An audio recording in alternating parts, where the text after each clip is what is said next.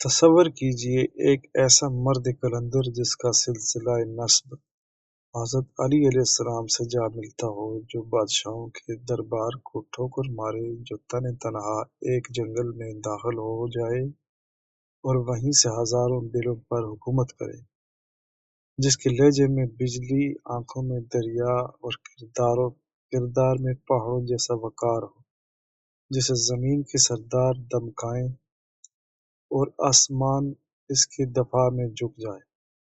یہ داستان ہے اس ہستی کی جو دنیا سے بیگانہ ہو کر پھر دلوں کی دنیا آباد کرتا رہا۔ حضرت سید بابا لال شاہ قلندر بیابانی سرکار رحمۃ اللہ علیہ۔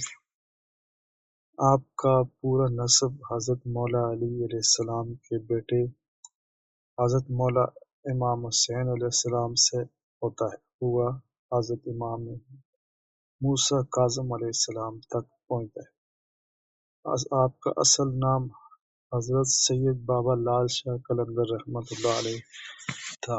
والد کا نام سید مردان علی شاہ کاظمی اور سلسلہ آگے جا کر حضرت امام جعفر صادق علیہ السلام، امام محمد باقر علیہ السلام، امام زین العابدین علیہ السلام کے وسیلے سے حضرت علی تک ملتا ہے۔ اس مبارک سلسلے سے آپ کا تعلق ہی آپ کی روحانی عظمت کا پہلا تعارف تھا۔ آپ کے خاندان نے بنو عباس کے ظالم خلیفہ متوکل عباسی کے دور میں عراق چھوڑا۔ یہ دور جبر، دہشت اور اہل بیت کی دشمنی کا دور تھا۔ اس ظلم سے تنگ آ کر آپ کے آباء و اجداد نے ہندوستان کی طرف ہجرت کی۔ کچھ عرصہ کرم پارہ چنار میں قیام کیا، پھر وہاں سے آگے بڑھ کر سنپور میں سکونت اختیار کی۔ یہ وہ وقت تھا جب ہندوستان پر انگریزوں کا غلبہ تو تھا، لیکن کئی علاقوں میں قبائلی سرداروں کی حکومت ہوا کرتی تھی۔ ہر گاؤں کا الگ راجا ہوتا، خود سرماشاہ فقیر اور ولی کو صرف کرامات کے لیے مانتا تھا، نہ کہ ان کے پیغام کے لیے۔ انہی حالات میں حضرت سید کریم حیدر شاہ صاحب رحمۃ اللہ علیہ موضع سوارسی قومری کے علاقے میں تشریف لائے، جہاں چاروں طرف گنجان جنگلات تھے اور کیٹوال خاندان کی اجارہ داری تھی۔ بابا جی نے اللہ کے ذکر و تبلیغ کے لیے ایک جھونپڑا بنایا، لیکن جلد ہی مقامی طاقتور لوگ بدگمان ہو گئے کہ شاید یہ ولی اللہ ان کی زمین پر قبضہ کرنا چاہتے ہیں۔ ان لوگوں نے بابا جی کو نوٹس دیا کہ فوراً یہاں سے چلے جائیں، ورنہ ان کو جان سے مار دیا جائے گا۔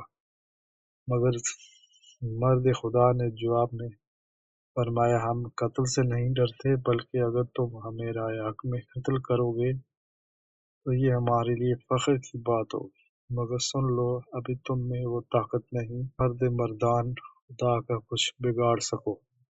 جیسے ہی وہ ظالم تلواریں لے کر حملہ کرنے پہنچے، قدرت کا منظر بدل گیا۔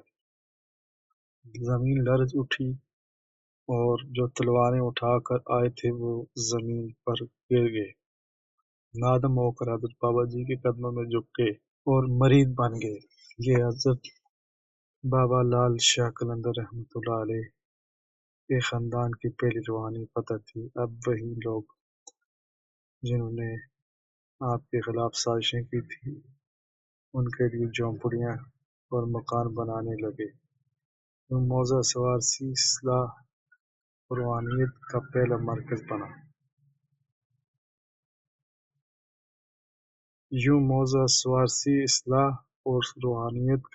مرکز بنا۔ بابا جی کی زبان میں وہ تاثیر تھی جو دلوں کو چیر کر روشنی میں بھر دیتی تھی۔ جہالت میں ڈوبا ہوا علاقہ اب ایک تربیت گاہ تبدیل ہونے لگا۔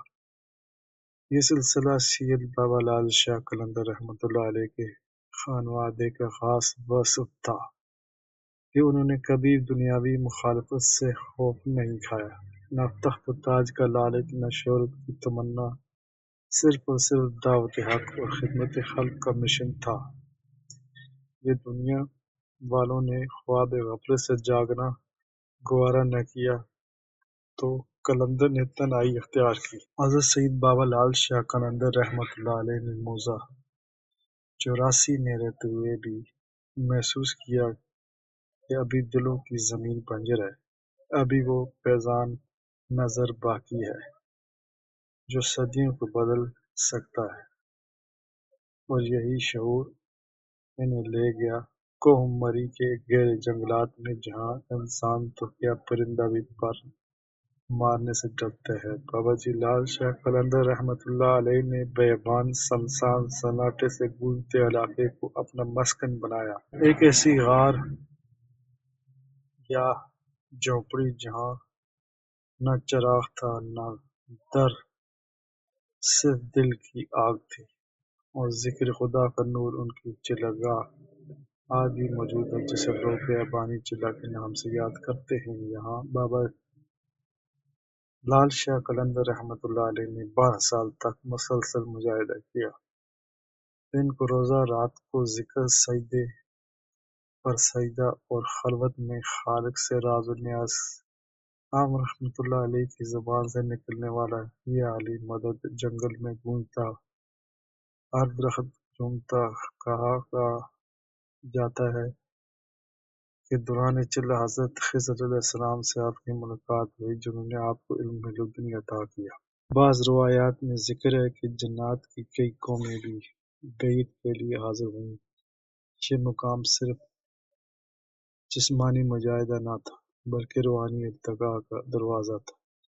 ایک دن ایک شکاری غلطی سے آپ کی چلہ گاہ کے قریب آ نکلا۔ بابا جی رحمۃ اللہ علیہ نے آنکھیں کھولی اور فقط اتنا فرمایا، اس علاقے میں کوئی شکار نہیں کرے گا، یہ جگہ ذکر کی ہے، شکار کی نہیں۔ شکاری ہنسا اور کہا، اگر شکار نہ ہوا تو میں اپنا تیر توڑ دوں گا۔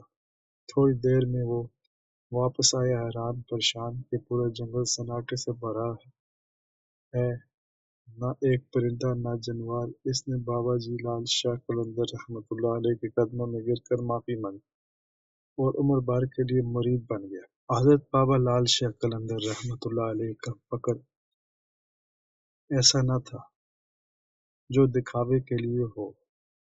ان کے پاس نہ لباس تھا، نہ جوتا، نہ کھانے کا بندوبست، جنگل کے پھل، چشمے کا پانی اور عبادت ہی ان کا اثاثہ تھا، مگر جو دعا کرتے وہ دربار خدا میں رد نہ ہوتی۔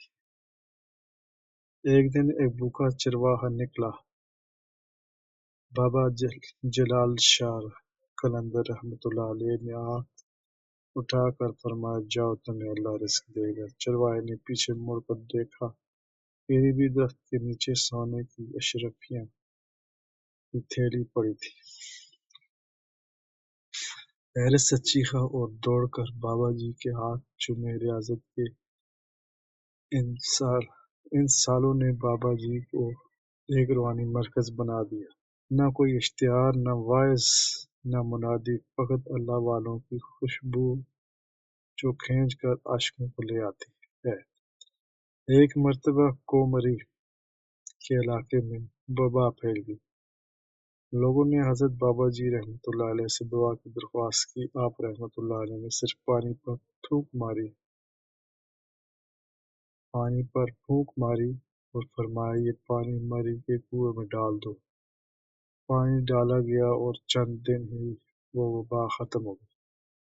یہی وہ لمحہ تھا جہاں لوگوں نے صرف آپ کو مانا بلکہ دل سے ان کے پیغام کو قبول کیا۔ حضرت سید بابا لال شاہ قلندر بیابانی رحمۃ اللہ علیہ کی یہ چلہ کشی کرامتیں اور فقیرانہ طرز حیات صرف کہانیاں نہیں، یہ اس حقیقت کا اعلان ہے جو اللہ کے ولیوں کو عام انسانوں سے جدا کرتی ہے۔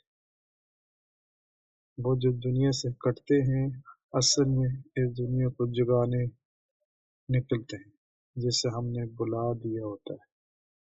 حضرت سید بابا لال شاہ قلندر بیابانی رحمۃ اللہ علیہ نے جب اپنی ریاضت مکمل کر لی اور رب سے راز و نیاز کا سلسلہ اپنے آخری حدود کو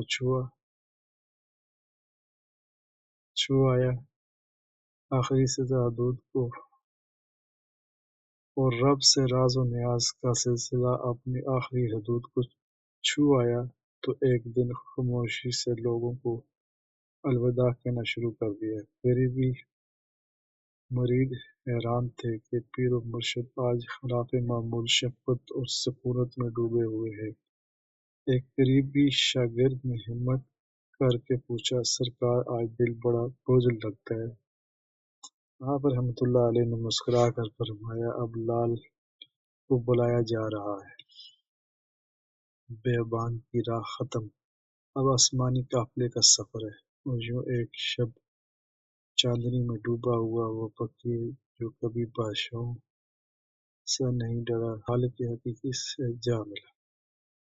وصال کی تاریخ ایک روحانی سانحہ بنی جہاں اہل دل روئے اور آسمان نے بارو۔ اگر آپ کو یہ ویڈیو پسند آئی ہو تو چینل کو ضرور سبسکرائب کریں تاکہ ہم آپ کے لیے مزید ایسی روحانی اور تاریخی کہانیاں پہنچا سکیں۔ یہ ہے M YouTube Voice۔